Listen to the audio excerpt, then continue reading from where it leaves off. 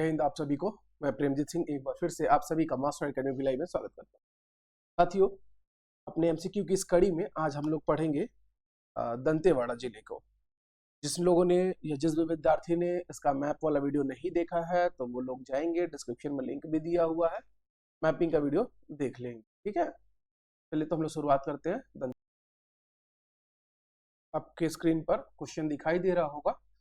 सबसे पहले क्वेश्चन को शुरू किया जाए उसके पहले जो ज़रूरी बात है ये है कि भाई देखिए, बड़ी मेहनत से अच्छे तरीके से मैं आप सभी लोगों के लिए जो है वीडियो बना के लाता हूँ। बहुत ज़रूरी है कि आप लोग जो है वीडियो को लाइक और शेयर करा करें। ठीक है, आज का हमारा टॉपिक है दंतेवाड़ा। इसके पहले हम लोगों ने सुकमा, कोंडागांव, बस्तर, बीजापुर कवर कर लिया। ठीक है, ये बस्तर संभाग का 5वां जिला है दंतेवाड़ा। दंतेवाड़ा पढ़ते हैं। दंतेवाड़ा जिले का पहला क्वेश्चन है गठन कब हुआ। इतने बेहतरीन तरीके से कोई भी आपको क्वेश्चन लेके मैप और उस तरीके से एमसीक्यू लेके कोई भी आपको पढ़ाने नहीं आएगा। जिन भी विद्यार्थियों के लिए छत्तीसगढ़ कठिन लगता है तो उनके लिए बड़ा आसान हो जाएगा। करना आपको यही है कि वीडियो को लाइक करना है और भी कोई सजेशन होगा मेरे लिए तो कमेंट में जरूर बताइएगा।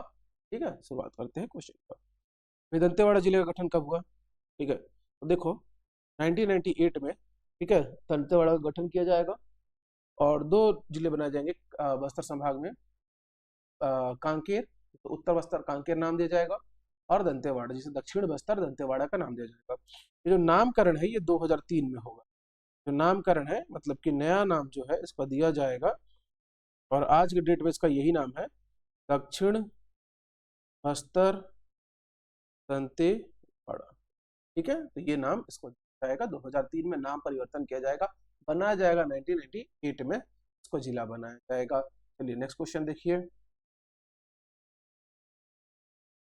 कि दंतेवाड़ा जिला कितने जिलों को स्पर्श करता है। आप लोग को स्पष्ट दिखाई दे रहा है कि नहीं? बार बार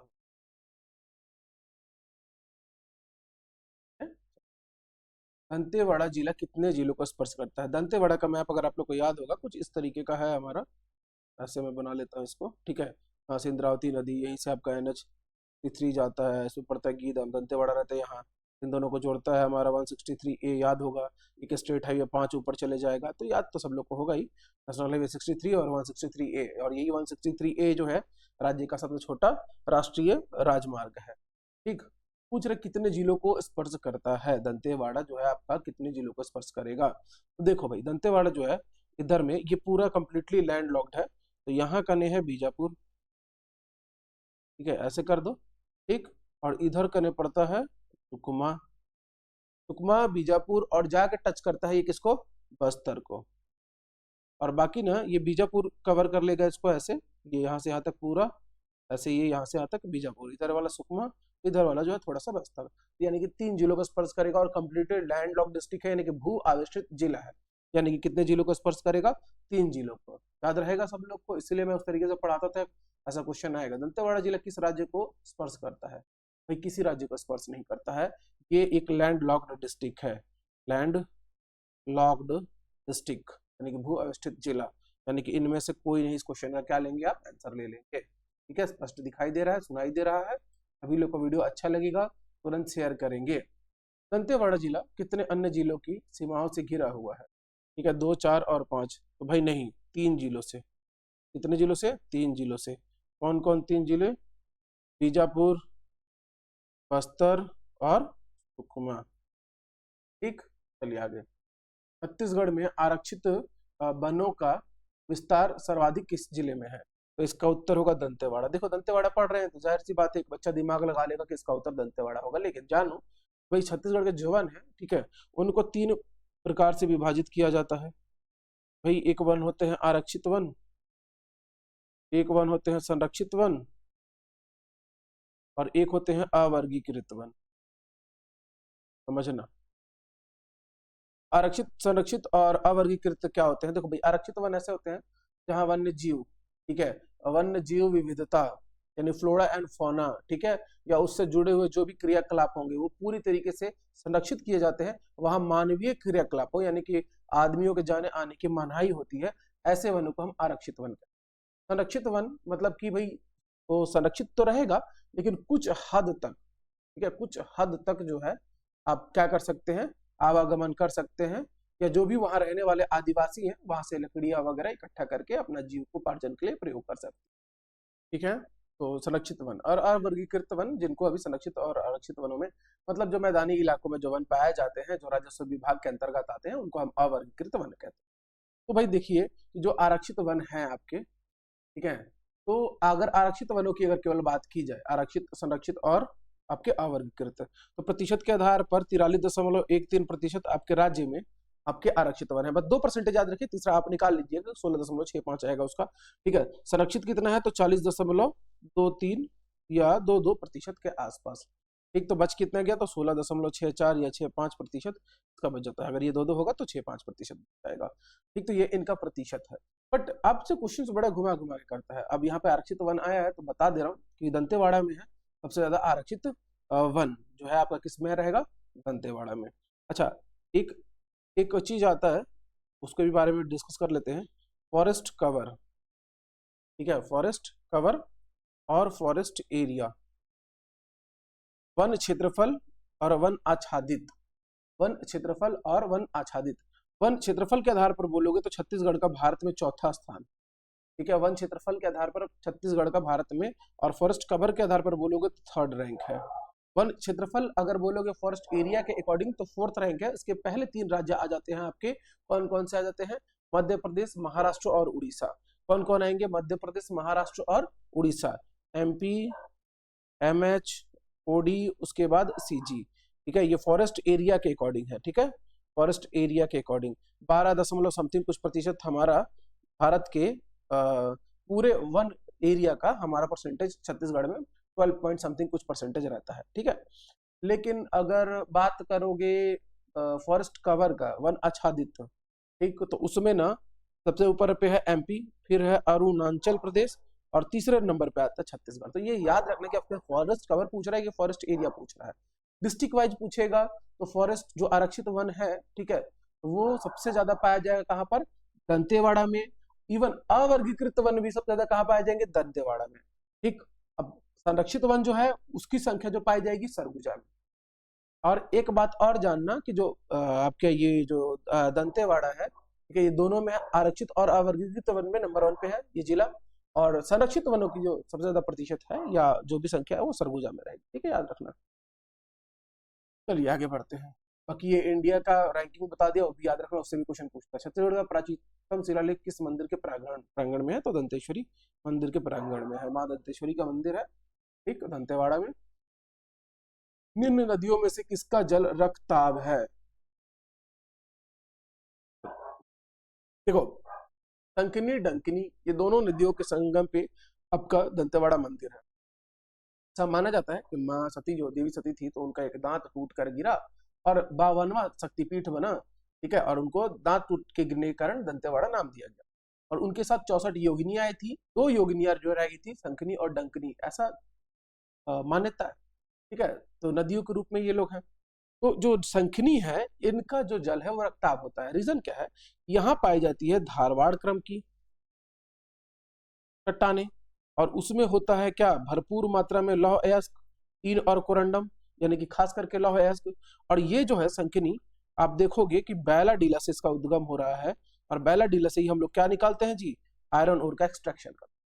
उसके कारण, आयरन ओर की अधिकता के कारण, इसके पानी में आयरन ओर की अधिकता के कारण इसका खून लाल जो है इसका रंग दिखाई देता है, इसकी पानी का रंग दिखाई देता है। संखनी याद रखना, कारण लौह अयस्क है। ठीक है, ये अच्छे से याद रखना।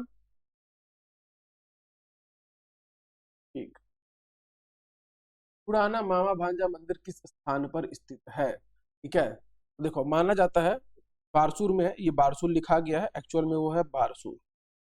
ये छिंदक नागवंशियों की राजधानी हुआ करती थी, और 11वीं शताब्दी में इस मंदिर का निर्माण हुआ था, और जो राजा थे, राजा बाणासुर। ठीक है, तो शिव जी आए उनके सपने में। एक्चुअल में ये जो मंदिर है मामा भांजा मंदिर, ये भगवान शिव को समर्पित है, भगवान शिव को, शिव मंदिर है ये। ठीक है, शिव जी आए और उन्होंने कहा कि एक दिन में मंदिर का निर्माण, एक दिन में मंदिर का निर्माण करो। तो भाई ऐसा माना जाता है कि भगवान स्वयं विश्वकर्मा के जो असिस्टेंट थे वो लोग आए और उन्होंने मंदिर का निर्माण किया। और लेकिन एक्चुअल में जो 2 लोग कारीगर थे वो मामा और भांजा थे और उन्होंने सच में एक दिन में अद्वितीय रूप से इस मंदिर का निर्माण किया। और मान्यता ये भी है कि एक साथ मामा और भांजा उस मंदिर में प्रवेश नहीं करेंगे, नहीं तो उनके बीच में जो है रिश्ता वो टूटेगा और खटास पैदा होगी, ऐसा कुछ मान्यता भी है। तो याद रखना कि बारसूर में स्थित है मामा भांजा मंदिर, ठीक है। और यहाँ पर शिव जी के साथ भगवान गणेश और नरसिंह प्रतिमा, भगवान नरसिंह और गणेश दोनों की प्रतिमा भी स्थापित है। लेकिन मंदिर जो है वो डेडिकेटेड है भगवान शिव को, बनाया मामा भांजा ने था 11वीं शताब्दी में, ये याद रखना, ठीक। पैलाडिला में लौह एसिड का खनन का प्रथम संयंत्र कब लगाया गया? देखो यहाँ पर संयंत्र लगाया है एनएमडीसी जो नगर नहर में भी है, और यहाँ पर उन्होंने लगाया 1968 में। एनएमडीसी यानी कि आपका national mineral development corporation, NMDC, ठीक है। एनएमडीसी यानी नेशनल मिनरल डेवलपमेंट कॉर्पोरेशन, राष्ट्रीय खनिज विकास प्राधिकरण, या जो कुछ भी आप लोग कह लो, विकास निगम बोल लो, ठीक है। तो ये जो है एनएमडीसी जो है, इसकी स्थापना इंडिया में 1958 में की गई। कब की गई? 1958। और बैलाडीला वाला जो एनएमडीसी है वो कब बिठाया गया? 10 साल बाद, यानी 1968। ये याद रखना, आपके काम आएगा। छत्तीसगढ़ में किस जिले में सिंचाई सुविधा सबसे कम है? भाई देखो, दंतेवाड़ा, बीजापुर, ये लोग में सिंचाई सुविधा थोड़ी कम है और दंतेवाड़ा में सबसे ज्यादा कम है। इसीलिए जो पहले जो आपका बोध घाट परियोजना था ना जी, 1950 से 79 के आसपास वाला, ठीक है, तो पहले ये विद्युत के लिए बनाया जा रहा था, बट रोक दिया गया क्योंकि उसके आसपास के 40 गांव जो है जलमग्न हो जाएंगे, बाढ़ की समस्या से प्रभावित तो होंगे, और अभी भी देखना आज भी वहां बाढ़ आता है। तो अब बोधघाट परियोजना इसलिए बनाई गई है कि इन क्षेत्रों में जो सिंचाई की समस्या है, ठीक है, उसको दूर किया जाए, ठीक। तो सबसे कम सिंचाई की सुविधा दंतेवाड़ा में, अब ये बन जाएगा, बन के कंप्लीट हो जाएगा तो वहां पर सिंचाई की सुविधा अच्छी खासी हो जाएगी, ठीक। तो दंतेवाड़ा में सिंचाई की सुविधा सबसे कम है। बोधघाट परियोजना बनने के बाद शायद उसमें सुधार है। कटे कल्याण में सर्वाधिक किस खनिज का भंडार है? कटे कल्याण में सर्वाधिक भाई टीन का, ठीक है। अब टीन का जान लो कि भारत में एकमात्र राज्य जो टीन का उत्पादन करता है वो है छत्तीसगढ़। और भारत के 35.4% जो रिजर्व है टीन का, यानी कि भंडारण, उत्पादन अलग होता है, भंडारण मतलब घर में अभी दबा हुआ उसको निकाला नहीं गया है, ठीक है। तो उत्पादन करता है एकमात्र राज्य है छत्तीसगढ़, और भंडारण जो है 35.4%, ठीक। तो ये आपका किस में है? छत्तीसगढ़ में ही है, 35.4। और दंतेवाड़ा का कट्टे कल्याण वाला और बचेली वाले क्षेत्र में टीन है। और बाकी तो आप लोग को पता ही है कि सुकमा में गोविंदपाल, मुंडपाल, कच्चीरास, ठीक है, ये सब जो पूरा है वो टीन वाले क्षेत्र है, ठीक। अब एक बात और, पूरी दुनिया में टीन जो है वो है सबसे ज्यादा चीन के पास, ठीक है। भारत का एकमात्र राज्य जिस छत्तीसगढ़ है, पास भंडारण 35% है और उत्पादन जो करता है, ठीक। किस प्रकार की मिट्टी? भाई देखो, जहां पर भी धारवाड़ क्रम की चट्टानें होंगी, लौह की अधिकता होगी, उसके कारण मिट्टी का रंग लाल होगा। पढ़ाऊंगा एक दूसरे से रिलेट करके कि आपको याद भी नहीं करना पड़ेगा। वैसे एमसीक्यू करवाऊंगा और एमसीक्यू में इस तरीके से जोड़ जोड़ के करवाता हूँ तो बेहतरीन रिजल्ट दे।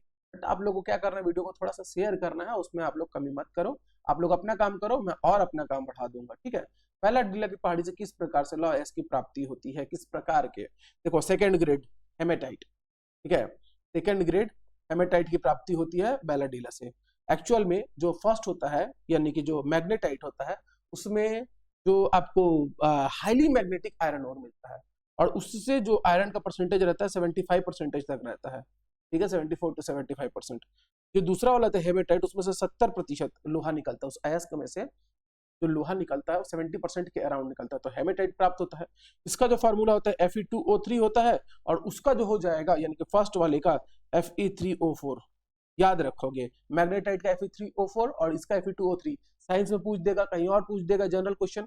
तो बेस्ट क्वालिटी होता है मैग्नेटाइट, ये ऑर्डर में ही जमा हुआ है, ठीक है। सॉरी, ऑर्डर में नहीं है, डी जो है तीसरे नंबर पे आएगा और सीडेराइट लास्ट में आएगा, ठीक। सेडिमेंट्री रॉक्स में जो परसेंटेज पाया जाएगा उसके आधार पर सबसे कम परसेंटेज पाया जाता है।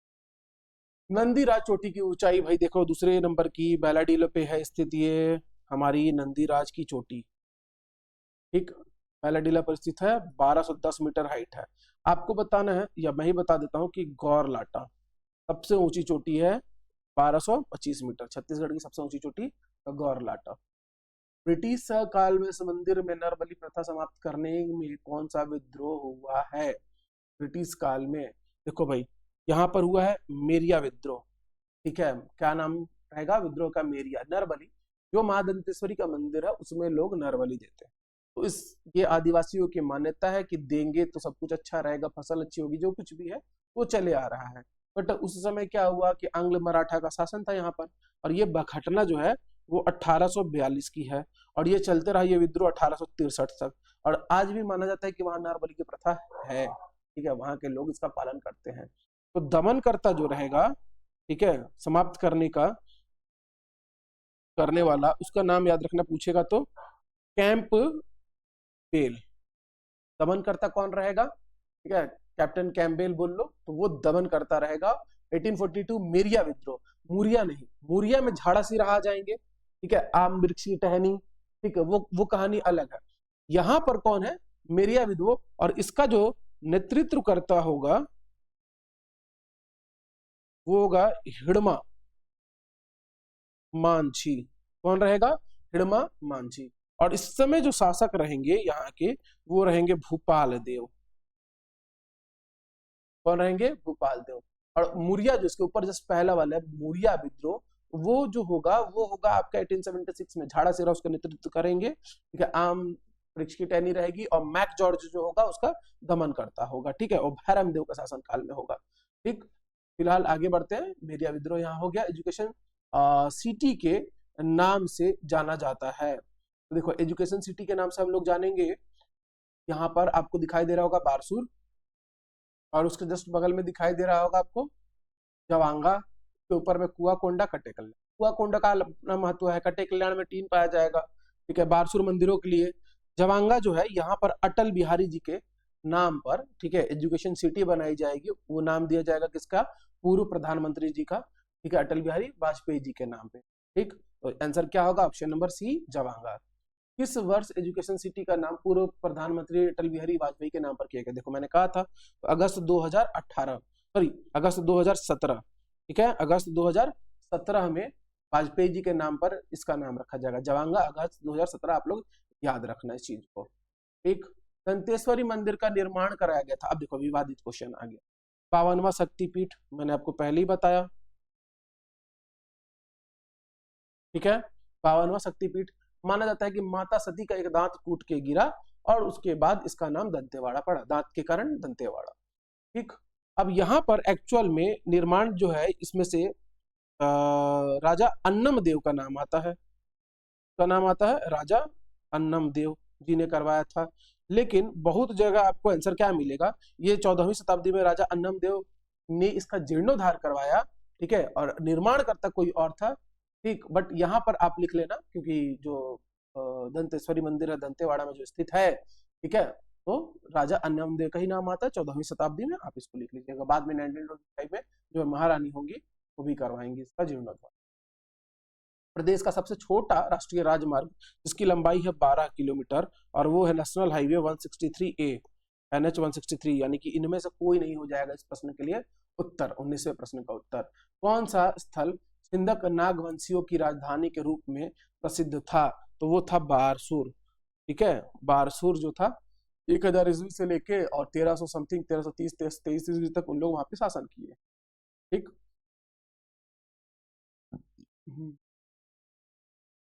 धारावर्ष,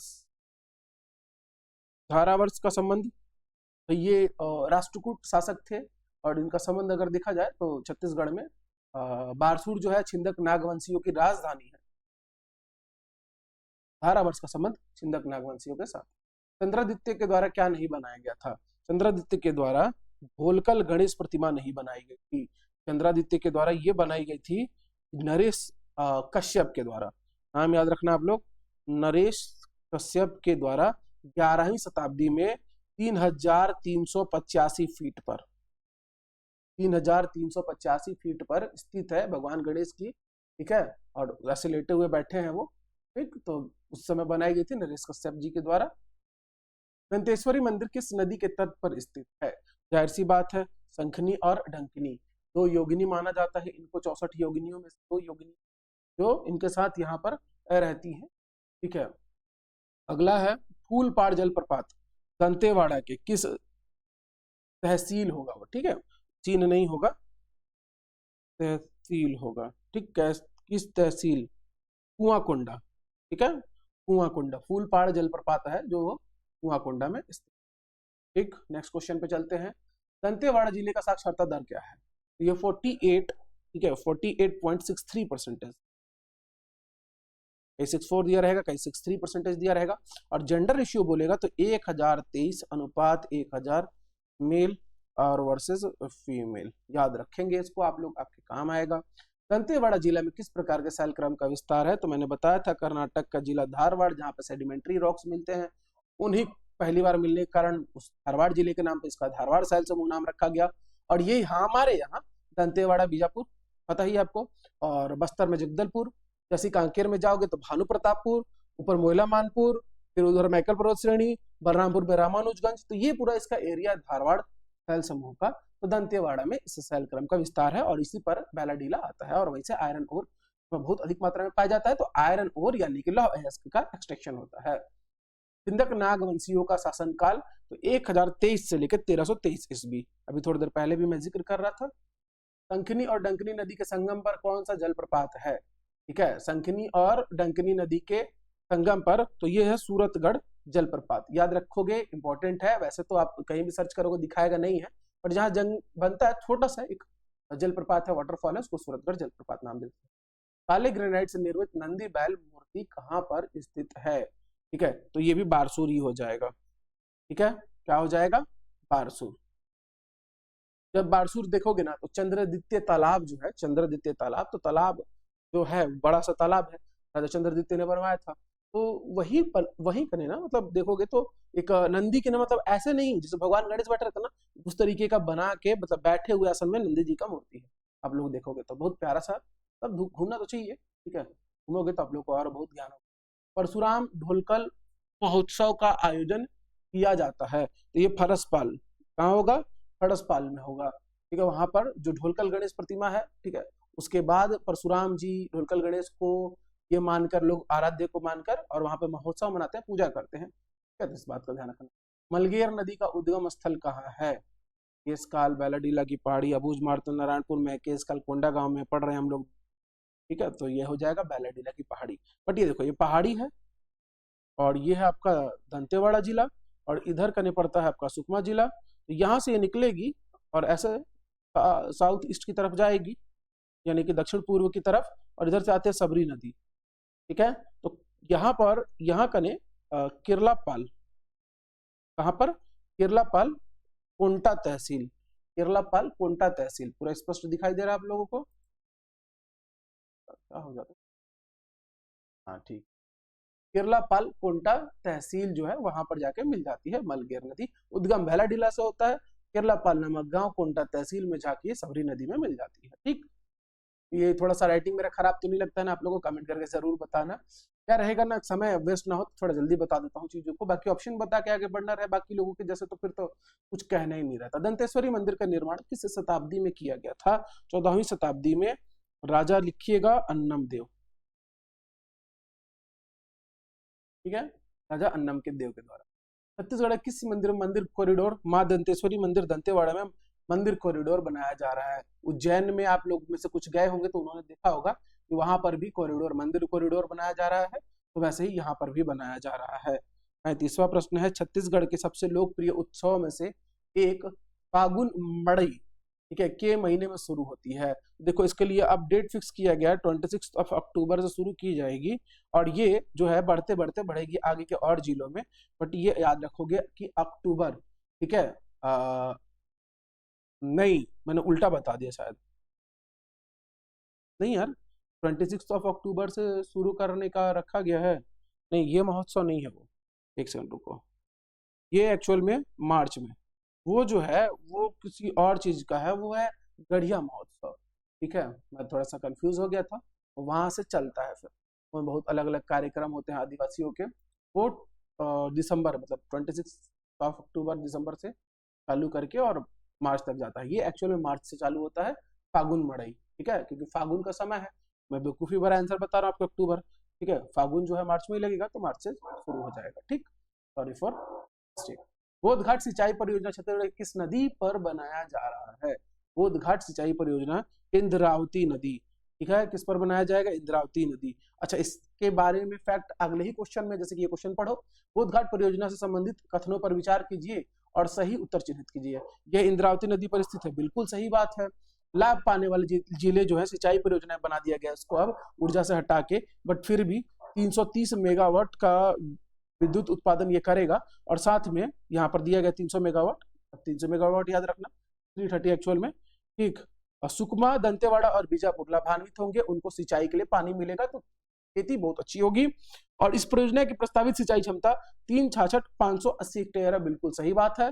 विद्युत उत्पादन 300 मेगावाट है, सही बात है। मतलब कि सभी के सभी चारों कथन जो है इसमें सही है, दिखाई दे रहा है, ठीक। और ये रहा आंसर की, मैं पीडीएफ भेजूंगा, तो आप लोग एप्लीकेशन डाउनलोड कर लेंगे, गूगल प्ले स्टोर में जाएंगे, आप वहां पर लिखेंगे मास्टर एकेडमी भिलाई, ठीक है, वहां से इस एप्लीकेशन को डाउनलोड करेंगे, वहां फ्री कंटेंट में चले जाएंगे, वहां पर पीडीएफ डले रहता है, वहां से आप डाउनलोड कर लेंगे और अच्छी तैयारी रखेंगे, मेहनत करते रहेंगे। मैं continue time to time video लेके आते रहूंगा, मिलेंगे नेक्स्ट वीडियो में। तब तक के लिए सभी को जय हिंद, जय भारत, जय